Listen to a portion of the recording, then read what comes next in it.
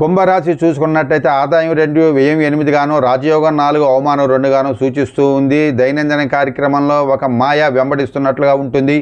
పనులు సమయపాలనతో చేయలేరు. ఫలితంగా ఇతర పనులు అన్నీ కూడా పాడవు. ఏలనాటి శని, జన్మ, వ్యయ, రాహు ప్రభావం, వృధా కాలక్షేపాలు, దాటవేత పద్ధతి, అవమానించడం, అవమానాలు పొందడం, పరుష వాక్య ప్రయోగంతో ఇబ్బందులు పొందుతారు. ఆర్థిక కార్యకలాపాలలో ఆదాయ వ్యయాల నియంత్రణలో ఉంటాయి. రుణ వ్యవహారాలలో అవమానం ఎదురవుతుంది. ఫైనాన్స్ వ్యాపారాలకు అనుకూలత తక్కువ. ఆరోగ్యం పట్ల తగిన దృష్టి ఉంచరు. పాత సమస్యలు తిరగబెట్టే అవకాశం ఉంటుంది. ఉద్యోగ కార్యకలాపాలు సరైన నిర్ణయం చేయలేరు. తోటివారి సహాయ సహకారాలు తక్కువ. అధికారుల ఒత్తిడి జూన్ తరువాత పెరుగుతుంది. మార్కెటింగ్ ఉద్యోగులు అనుకూలత లేదు. నూతన ఉద్యోగ ప్రయత్నాలతో మంచి సలహాలు ఉండవు. వ్యాపారంలో మానసిక ఒత్తిడి, మోసపూరిత వాతావరణం. స్వయంగా పరిశీలించాకే నిర్ణయాలు చేయండి. ఇతరుల జోలికి పోవద్దు. నూతన వ్యాపార ప్రయత్నాలలో పనులు సమయపాలనతో మీకు సాగవు. షేరు వ్యాపారాలు ఆలోచనలకు అమలుకు పొంతన ఉండదు.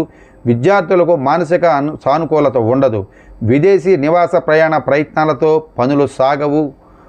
కోర్టు వ్యవహారాల సమస్యలు పెరుగుతాయి. స్థిరాస్తి లావాదేవీలు మీకు ఇబ్బందికరంగా ఉంటుంది. స్త్రీలకు పని ఒత్తిడి ఎక్కువ. తరచుగా చికాకులు. కుటుంబ సభ్యులతో సఖ్యత తగ్గుతుంది. ఉద్యోగంలో ఎదుగుదల లోపిస్తుంది. గర్భిణీ స్త్రీలకు జాగ్రత్త అవసరం. పెద్దలు, వైద్యులు సలహాలు పాటించాలి. ప్రయాణాలు మీరు తగ్గించాలి. ఇక శాంతి మార్గం చూసుకున్నట్లయితే గ్రహచారం పూర్తి విరుద్ధంగా ఉన్నందున రోజు రామాయణ పారాయణం చేయడం శ్రేయస్కరం. శని, గురు, రాహు, కేతువులకు శాంతి చేయించండి. ఇష్టదైవ నామస్మరణ తప్పనిసరిగా చేయండి. రోజు దుర్గా సప్తశ్లోకి పారాయణం.